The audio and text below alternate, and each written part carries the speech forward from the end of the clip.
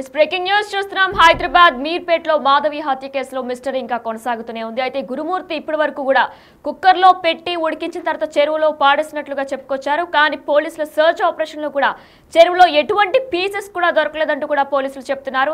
అయితే మరి ఇదే నేపథ్యంలో కూడా అసలు ఎలా చంపారు అనే కోణంలో కూడా పోలీసులు ఆయన ప్రశ్నించగా ఆయన సరికొత్తగా మరొకసారి బాత్రూమ్ లోనే పొడిచి చంపి ముక్కలు చేసినట్లు కూడా చెప్తున్నారు. అయితే ఇందులో ఏది నిజం, ఇంతకీ అసలు బాడీని ఏం చేశాడు, ఎలా చంపాడు అనే కోణంలో కూడా పోలీసులు దర్యాప్తు కొనసాగిస్తున్నారు. ఇంట్లో కూడా ఏ మూలన కూడా రక్తపు చుక్క కూడా కనిపించకపోవడంతో పోలీసులకు అనేక అనుమానాలు కూడా వ్యక్తమవుతున్నాయి. ఈ నేపథ్యంలోనే మొత్తం బ్లూ రేస్ అనే టెక్నాలజీని కూడా యూజ్ చేయబోతున్నారు పోలీసులు. అయితే ఇదే అంశానికి సంబంధించి మరింత సమాచారం మా ప్రతినిధి సురేష్ లైవ్ లో అందిస్తారు. సురేష్, అయితే మొదట్లో కుక్కర్లో ఉడకబెట్టిన తర్వాత చెరువులో పాడేసినట్లుగా చెప్పుకొచ్చారు. కానీ సరికొత్తగా చెరువులో ఎటువంటి పీసెస్ కూడా లేవని చెప్పి పోలీసులు చెప్పిన దాని ప్రకారం కూడా ఆయన మరొకసారి బాత్రూమ్ లోనే చంపినట్లు కూడా చెప్తున్నారు. అసలు డీటెయిల్స్ ఏంటి?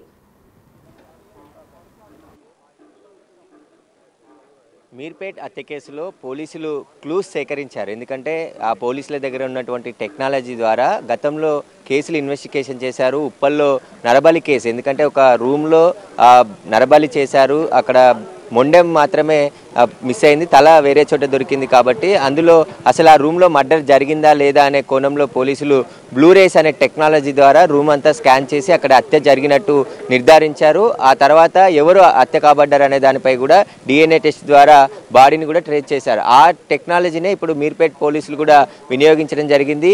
గురుమూర్తి ఇంట్లో ప్రతి మూలని కూడా బ్లూ రేస్ టెక్నాలజీతో స్కాన్ చేసి బాత్రూంలో కొన్ని ఆధారాలు సేకరించడం జరిగింది. మహిళ వెంట్రుకలతో పాటు ఆమె బ్లడ్ శాంపిల్స్ని కూడా సేకరించారు. ఎందుకంటే బ్లూ రేస్ టెక్నాలజీ యాసిడ్తో కడిగేసినప్పటికీ కూడా రక్త నమూనాలను ఏ చిన్న సూక్ష్మంగా ఉన్నా కూడా వాటిని స్కాన్ చేసి నిర్ధారిస్తుంది. ఆ శాంపుల్ని సేకరించడం జరిగింది. మాధవి మృతి చెందినట్టుగా పోలీసులు నిర్ధారించారు. ఎందుకంటే ఇన్ని రోజుల పాటు మాధవి మృతి చెందిందా లేదా, అసలు బాడీ ఎక్కడ వెళ్ళిందనే కోణంలో పోలీసులు దర్యాప్తు చేశారు. ఆ గురుమూర్తి చెప్పే సమాధానాలు అన్నీ కూడా పొంతన లేకుండా ఉన్నాయని చెప్పేసి కూడా పోలీసులు మొదట అనుమానించారు. కాబట్టి ఇప్పుడు మాధవి హత్య కాబడిందని పోలీసులు నిర్ధారించారు. క్లూస్ టీమ్ సేకరించిన వివరాలు, ఆధారాలు చాలా కీలకంగా కాబోతున్నాయి. ఈ కేసులో బ్లూ రేస్ టెక్నాలజీ ద్వారా బాత్రూంలో స్కాన్ చేసిన సమయంలో అక్కడ ఆయన కడిగేసినప్పటికీ కూడా కొన్ని బ్లడ్ శాంపిల్స్తో పాటు మహిళా వెంట్రుకలు కూడా స్వాధీనం చేసుకోవడం జరిగింది. వాటన్నిటిని ఫోరెన్సిక్ ల్యాబ్కి పంపించడం జరిగింది. ఆ తర్వాత ఇక్కడ దొరికిన బ్లడ్ శాంపుల్లోని DNAతోని మాధవి పిల్లలు, ఆమె తల్లిదండ్రులను కూడా DNA టెస్ట్ ద్వారా చేసి ఆ తర్వాత మాధవి డెడ్ బాడీగా గుర్తించే అవకాశం ఉన్నట్టుగా తెలుస్తుంది. ఈ కేసులో టెక్నికల్ ఎవిడెన్స్ అనేది చాలా కీలకంగా ఉండబోతుంది. కొత్తగా వచ్చిన BNS యాక్ట్ ప్రకారం ఎలక్ట్రానిక్ ఎవిడెన్స్ కూడా కేసులో కీలకంగా ఉంటుంది. తీసుకొని శిక్షలు కూడా వేయాలని చెప్పేసి కోర్టులు ఆదేశించాయి. కాబట్టి ఇప్పుడు ఇదైతే ఇప్పటివరకు సేకరించిన ఎలక్ట్రానిక్స్ ఎవిడెన్స్తో పాటు సీసీ కెమెరాల ఫుటేజు, ఇప్పుడు క్లూస్ టీమ్ సేకరించిన వివరాలు కూడా ఈ కేసులో చాలా కీలకంగా ఉండబోతున్నాయి. నిందితుడు హత్య చేసిన తర్వాత భార్య మృతదేహాన్ని ముక్కలు ముక్కలుగా బాత్రూంలోనే నరికేసి ఒక బకెట్లో హీటర్ ద్వారా వేడి చేసి ఆ తర్వాత మొత్తం ఒక ముద్దలాగా చిన్న చిన్న పీసులుగా చేసి బాత్రూంలోనే ఫ్లష్ చేసినట్టుగా పోలీసులు గుర్తించడం జరిగింది. బోన్స్ కూడా వేడి వాటర్లో ఉడికించి మెత్తగా దంచేసి అవి కూడా బాత్రూంలోనే ఫ్లష్ చేసినట్టు పోలీసులు గుర్తించడం జరిగింది. అంటే ఆయన స్టేట్మెంట్లో చెప్పడం జరిగింది. క్లూస్ టీమ్ కూడా ఆ ఆధారాలు సేకరించింది. ఇప్పటికే అనేక ఆధారాలు ఈ కేసులో సేకరించడం జరిగింది. అయితే భార్యను హత్యకు ముందు రోజు సినిమాకి తీసుకెళ్లాడు. సినిమా చూసి వచ్చిన తర్వాత రాత్రి 12 గంటలకి వాళ్ళకి ఇంట్లోకి వచ్చిన సీసీ ఫుటేజ్లో రికార్డ్ అయింది. ఆ తర్వాత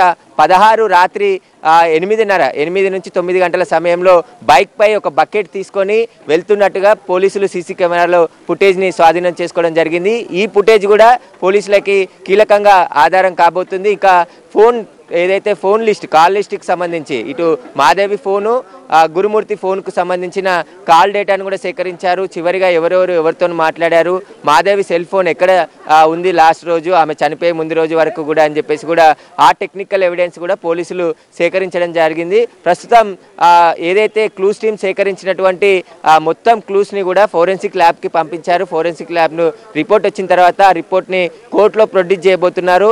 ఇన్ని రోజుల వరకు, ఎందుకంటే ఎందుకంటే దాదాపు వారం నుంచి ఈ సస్పెన్స్ కొనసాగుతుంది. మాధవి మృతి చెందిందా లేదా అనే డౌట్తో పోలీసులు ఉన్నారు. కానీ ఖచ్చితంగా హత్య కాబడింది. హత్యకు సంబంధించిన ఆధారాలన్నీ కూడా గురుమూర్తి ఇంట్లోని బాత్రూంలో క్లూ స్ట్రీమ్ సేకరించడం జరిగింది. ఆ క్లూ స్ట్రీమ్స్కి సంబంధించిన వివరాలే చాలా కీలకంగా ఈ కేసులో ఉండబోతున్నాయి. కాబట్టి గతంలో ఉప్పల్లో నరబలి కేసు జరిగింది. అక్కడ హత్య జరిగిందా లేదా అనే ద్వారా ఖచ్చితంగా బ్లూరేస్కి సంబంధించిన టెక్నాలజీ ద్వారానే పోలీసులు నిర్ధారించారు. ఇప్పుడు ఆ బ్లూరేస్కి సంబంధించిన టెక్నాలజీ లేజర్ లైట్స్ ఉంటాయి. ఆ లైట్స్ ద్వారా పూర్తిగా అతి సూక్ష్మంగా ఉన్న ఆధారాన్ని కూడా ఆ స్కానర్ స్కాన్ చేసి ఆధారాలు సేకరిస్తుంది. అందులో భాగంగానే ఏదైతే క్లూ స్ట్రీమ్ అధికారులు వివరాలు సేకరించడం జరిగింది. ఇప్పుడు ఈ కేసుకు అవి చాలా కీలకంగా కాబోతున్నాయి.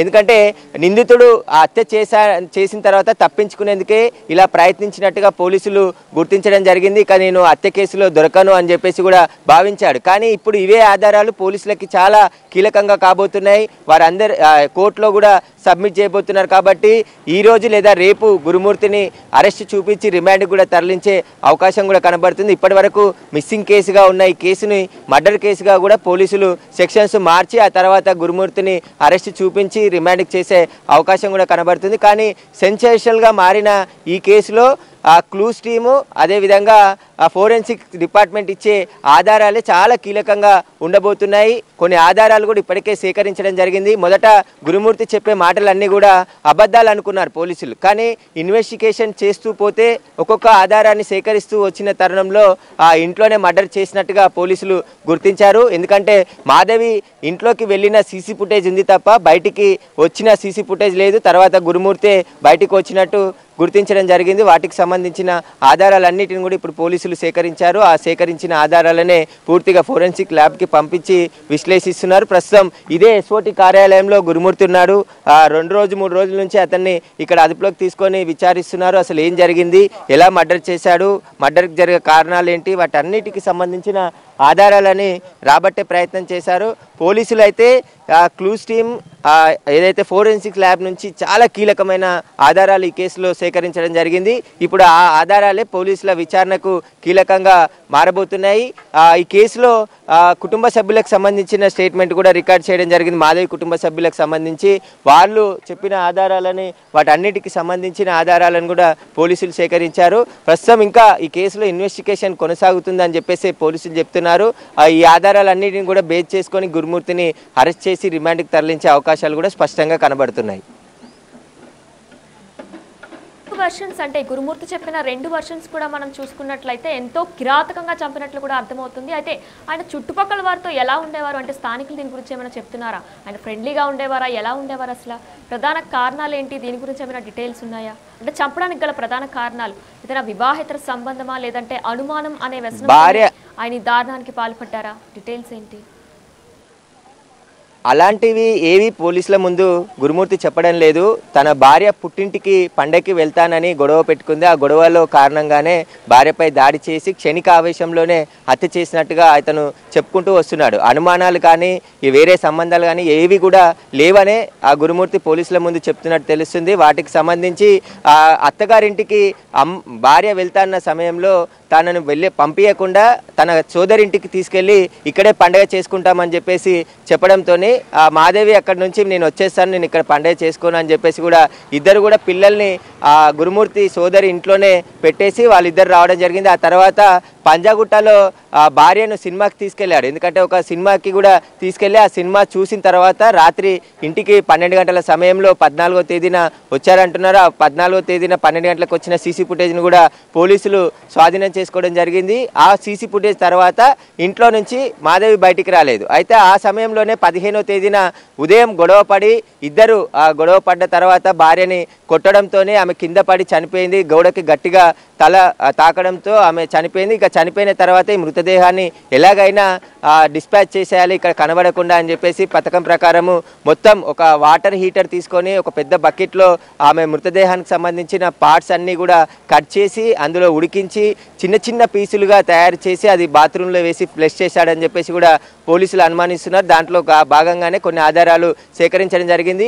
ఆమె బొక్కలు కూడా ఏదైతే మాంసం తీసేసిన తర్వాత బొక్కలని కూడా వేడి వాటర్లో ఉడికించిన తర్వాత ఆ బకెట్లో నుంచి తీసి వాటిని కూడా పూర్తిగా ఆ చిన్న చిన్న ముక్కలుగా చేసి వాటిని కూడా బాత్రూంలో వేసేసినట్టుగా పోలీసుల దర్యాప్తులో ఆయన చెప్పినట్టు తెలుస్తుంది. కాబట్టి దీని ఆధారంగా పోలీసులు బాత్రూంలో అనేక క్లూస్ని సేకరించడం జరిగింది. ఇల్లంతా కూడా ఆయనకి పండగ సమయం కాబట్టి ఇంటి చుట్టుపక్కల ఎవరు లేకపోవడం, ఆ ఇంట్లో కూడా 4 పోర్షన్లలో కూడా ఇంటి ఓనర్తో సహా ఎవరు లేకపోవడంతో ఆయన 2 రోజులు కూడా ఈ పనంతా చేసినట్టు సులభంగా చేసుకోగలిగాడని చెప్పేసి కూడా పోలీసుల దర్యాప్తులో తేలింది. కాబట్టి ఇప్పుడు ఆ గురుమూర్తిని అరెస్ట్ చేసి రిమాండ్కు ఈరోజు తరలిస్తారా రేపు తరలిస్తారా అనేది కూడా పోలీసులు ఇంకా స్పష్టత ఇవ్వలే. ఖచ్చితంగా పోలీసులు అరెస్ట్ చేసిన సమయంలో ఈ కేసుకు సంబంధించిన పూర్తి ఇన్వెస్టిగేషను ఆధారాలను అన్నిటిని కూడా వెల్లడించే అవకాశం కనబడుతుంది. ప్రస్తుతం మాదేవి మృతి చెందినట్టుగా పోలీసులు నిర్ధారించారు. ఎందుకంటే ఇన్ని రోజుల పాటు మాదేవి చనిపోయిందా లేదా అనే దానిపైనే సస్పెన్స్ కొనసాగింది. కాబట్టి 2 రోజుల క్రితం సేకరించిన క్లూస్ టీమ్స్కి సంబంధించిన ఆధారాలతో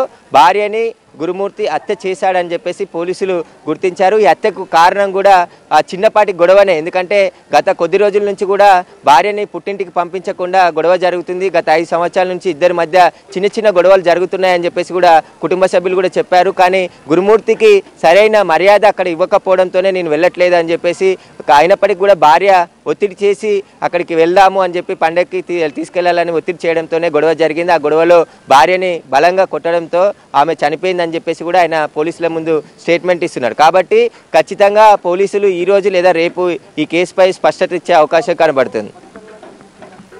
right, thanks for the details Suresh.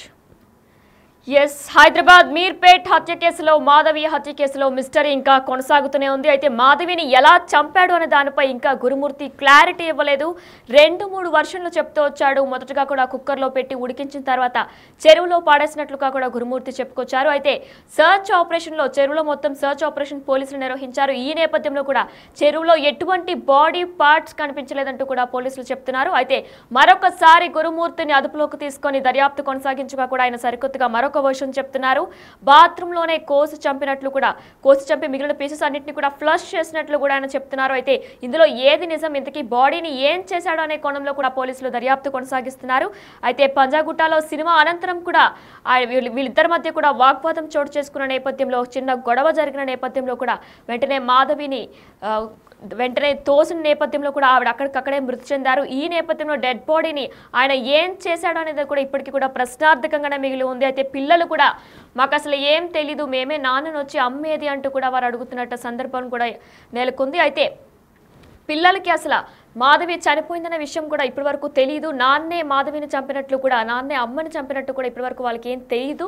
అయితే ఈ నేపథ్యంలో అమ్మేది అంటూ కూడా వాళ్ళ పిల్లలు కూడా తనను అడిగినట్లు కూడా తెలుస్తుంది. అయితే పోలీసులు ప్రస్తుతం గురుమూర్తిని కస్టడీలోకి తీసుకున్నారు.